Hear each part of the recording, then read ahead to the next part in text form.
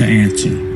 All around this great big world, I'm gonna let it shine. Took him, or if he came back and we took him to a slaughterhouse, or he knew what was going on with the planet, how do you think he would feel about it? It's almost like Jesus talked about the spirit of the law and the letter of the law.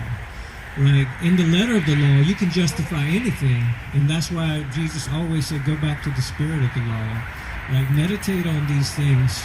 And so I really was hoping to come away where you have an ironclad case, but in the long run, it's not. It's really, you have to argue with people's heart, and you have to. That's why I think you have to use compassion and not the way to do it. But what you can say is that ideally, like it's set up in the Genesis, it's ideally we were told to eat plant-based, and 3 verses before that we were given dominion, so there's no way you can say dominion gives us the right to kill and eat animals. What you can do is plant a seed and just kind of love them in some way.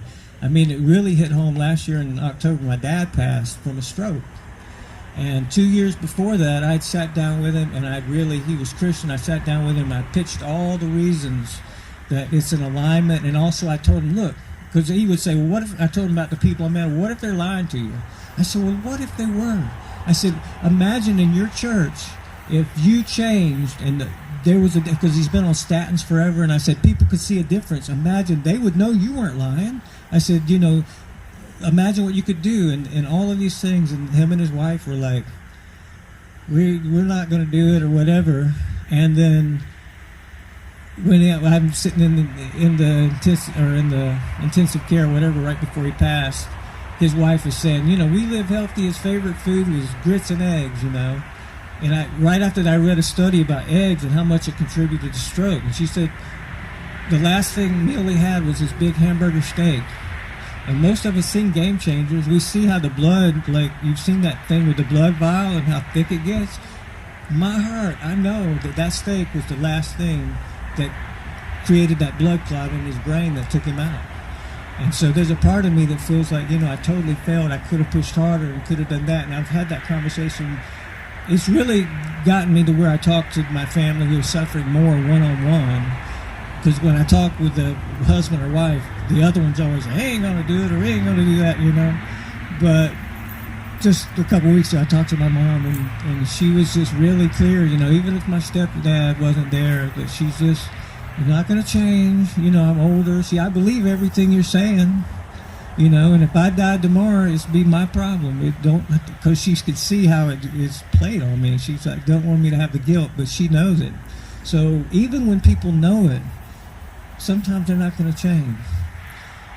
So that's my hardest lesson, is learning that no matter how hard I went and how far I went, and I tried to bring this elixir home, unless somebody's willing to drink that elixir, there's nothing you can do, man. You have to just move on and try to remember. I mean, everybody here who's an activist, I know in your heart you know somebody that you reached.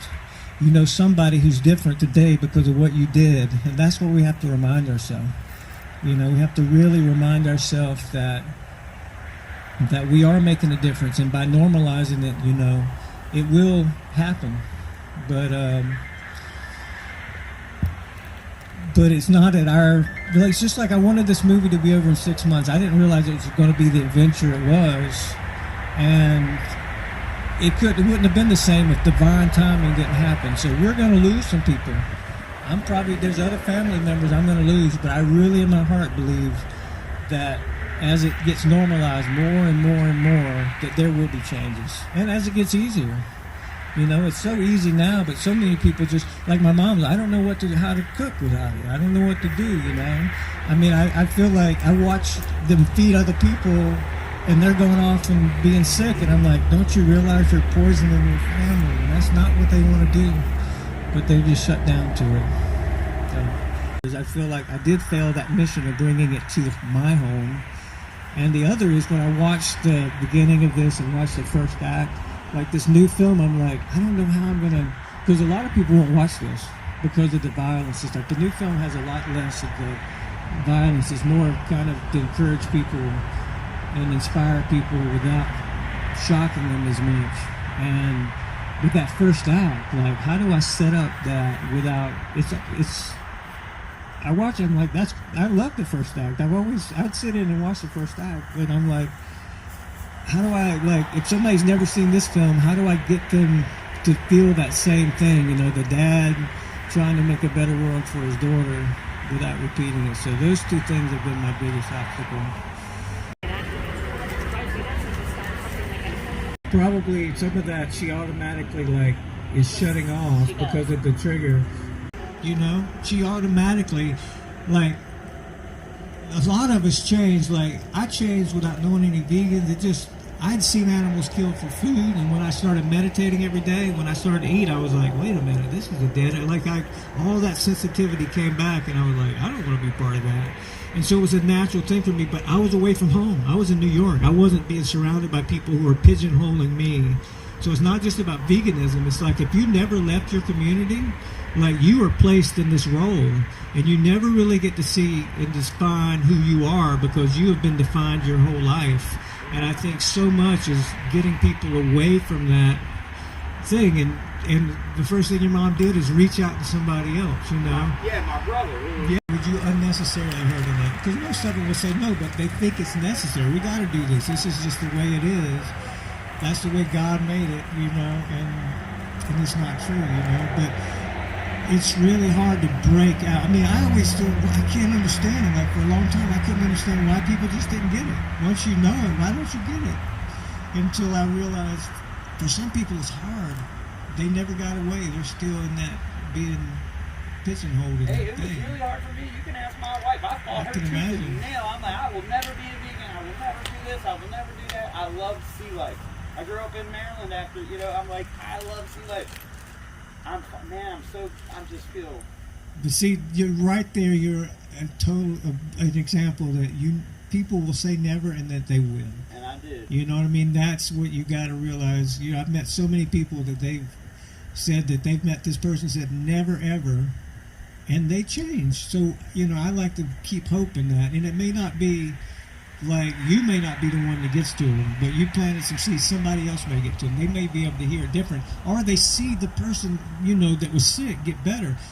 My sister's got the same thing about eating ice cream, and she's got so many things. And her daughter, who's like 21, has IBS, and all of the, like, it's just not natural.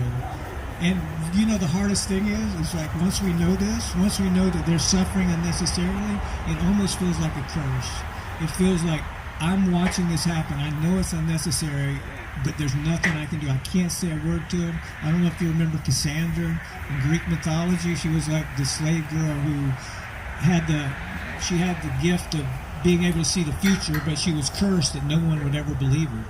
So she would say, don't go and do this, and then people would be massacred because they didn't listen to her.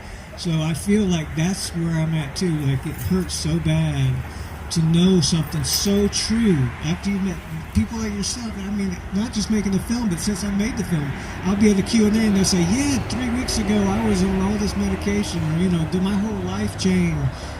And it's just, I'm watching people suffer unnecessarily, and that's really, it's a big burden, you know.